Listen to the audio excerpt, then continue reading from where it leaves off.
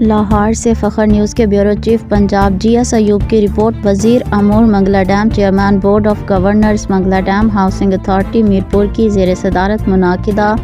اجلاس board of governors مرخہ 16 جنوری 2025 بمقام اسلام آباد میں ذیلی کنبہ جات کی آباد کاری کے حوالے سے کیے گئے فیصلہ جات کے تسلسل میں senior member board of revenue کی سربراہی میں دفتر کمشنر میرپور ڈویژن میں امروز 17 جنوری 2025 کو اجلاس منعقد ہوا، جس میں ذیلی کنبہ جات کی آباد کاری میں ممکنہ مسائل، رقبے کی پلاننگ، ملکیتی رقبہ جات کے علاوہ اس رقبے پر تجاوزات اور مین روڈ تک رسائی کے لیے مختلف تجاویز کا جائزہ لیا گیا۔ اس ضمن میں مختلف مسائل کی نشاندہی ہوئی، جن کے حل کے لیے مختلف تجاویز پر غور کیا گیا۔ متعلقہ حکام کو ان مسائل کے حل کے لیے فوری اقدامات کی ہدایت دی گئی۔